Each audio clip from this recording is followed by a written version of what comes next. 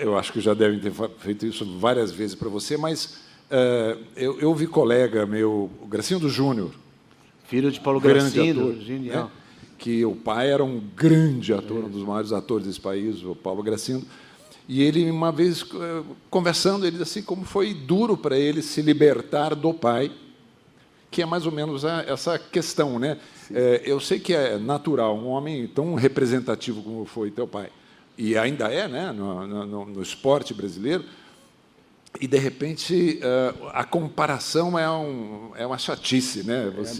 A gente sempre perde qualquer coisa que a gente faça na vida, que se compara com alguém, a gente perde. Então, para você deve ter sido bem eu acho que desafiador, né? A minha grande virada de chave, assim, para mim, até libertadora, como você usou essa palavra, foi a minha ida para a Itália. Em 2013, eu jogava no Rio de Janeiro, e, na época, o Ike Batista tinha um time de vôlei, né, que era patrocinado pela OGX, e acabou decretando falência na época. Ele tinha bastante coisa. Ele tinha bastante coisa. Ele tinha um time de vôlei, isso? Eu me lembrava disso. Isso é maravilhoso. Inclusive, ainda hoje, né, continuamos sem receber. Né? Não recebeu? Isso é um ponto importante. Você está na lista de credores do Ike? Esse programa vai fazer você receber. Cara, isso é maravilhoso. Alô, é o Ike? Não, depois de alguns Liga anos... aí, produção. Depois de alguns anos aconteceu um acordo, porque não dava mais para esperar, né? Pô, eu posso em falar? 48 vezes de 1.000 e não sei lá. Pô, eu preferia ficar na lista de credor dele. Isso tem preço. Isso. Mas na época eu tive que ir para a Itália, porque decretaram falência, falaram, ó, a gente não tem mais o que fazer.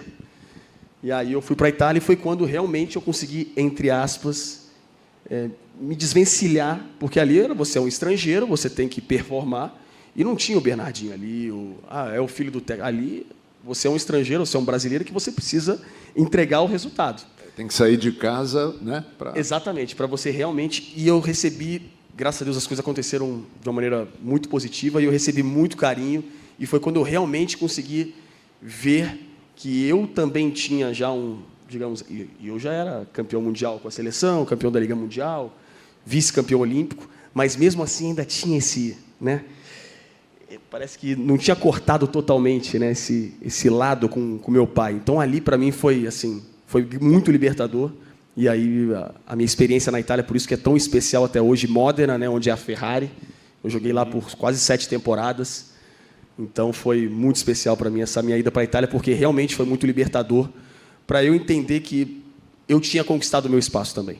Mas, Odilon, deixa eu te fazer uma provocação, então. Todos nós temos uma relação evidente com os nossos pais, né, de mesma profissão ou não, mas há esse momento de libertação onde você conquista o seu próprio caminho, né? Que, de alguma maneira, o Bruno está falando isso agora. Você sentiu isso? Você começou, eu sei, sua mãe era atriz amadora, você teve um certo apoio, mas começou meio lá na PUC, né, em São Paulo, fazendo teatro. Teve esse momento que você tomou conta... agora eu sou dono de mim mesmo, um pouco, como ele está falando? Olha, na verdade, eu fui sempre muito abusado. Então eu quando eu comecei, eu tinha 16 para 17 anos. Muito garoto ainda também. Teatro universitário. Eu não era universitário ainda, mas estava fazendo lá na sede Sapiens de São Paulo, com Roberto Lage, grupos, né, que todo mundo começando naquele período. Mas eu me encantei tanto que eu estava prestando vestibular. Ia fazer arquitetura, porque eu acho que era a coisa mais próxima do que eu imaginava, do que eu poderia gostar e ser. Mas eu não tinha não tinha estudado nada, não ia passar em hipótese nenhuma. Uhum. Mas nem acabei de fazer o vestibular, porque eu já estava fazendo a minha primeira peça lá com o Roberto, lá era Baal de Brecht. Sim. E aí abandonei o vestibular. Eu cheguei em casa, comuniquei. Ah, tá. Eu comuniquei. Não, mas você vai ser ator, tá? Mas vai fazer o quê na vida? Eu falei, você é ator. Não, mas não tem que formar. E a sério vai ser o quê? E aí, mas meus pais sempre eu agradeço isso, que eles não foram rígidos nesse sentido assim de me impor caminho. Então, para mim foi relativamente tranquilo. Então, você se sentiu dono de si mesmo, entre aspas, independente logo cedo, é isso? Eu fui... uma característica, né? Eu acho que é muito de personalidade, fui muito independente desde moleque, assim. Bruno, a gente tem um ator aqui entre nós, né? E a gente conversou com um monte de atores ao longo do ano, e uma coisa que me chama a atenção é que o Dan está fazendo peça cheia desde quando? Desde o meio do ano, né? Desde que estreou o Mercador de Todo Veneza. lugar cheio, todo mundo que vem fala... Freud também é um fenômeno. Que os teatros estão cheios. Você está com essa peça antes da pandemia e pós-pandemia, né? O que aconteceu que... Quer dizer, obviamente tem a pandemia, mas você percebe uma mudança do público em relação ao teatro? A pandemia, de um jeito torto, acabou, enfim, não sei, trazendo uma efervescência de novo? Sem dúvida. Na verdade, a gente estreou pós-pandemia. Foi uma das primeiras peças que estreou pós-pandemia, em março de 22. A última sessão de Freud, que, aliás, vai estar aqui nesse teatro que nós estamos aqui, nesse final de semana, coincidentemente. E quem está aqui não paga. Vocês passam a conta para a CBN... A CBN vai... é o próprio Dan que vai estar convidando vocês.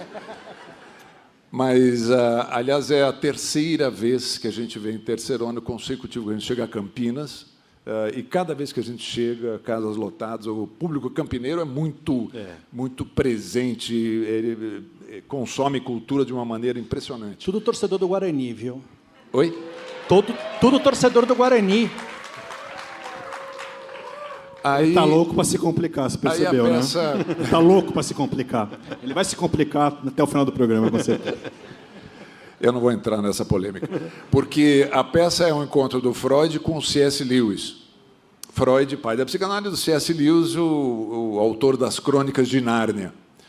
E o Freud é um ateu militante, o Lewis, um ex-ateu, que se converte ao cristianismo e se transforma num dos maiores defensores da fé cristã. E aí o Freud, já aos 83 anos de idade, que é quando passa a peça, em 1939, às vésperas do início da Segunda Guerra Mundial, ele chega em Londres, fugido do nazismo na Áustria, e ele chama o Lewis para conversar, porque ele quer saber como que um cara que era ateu como ele vira casaca, assim, de repente se torna crente. A peça é isso, é esse encontro muito bem-humorado, e ela,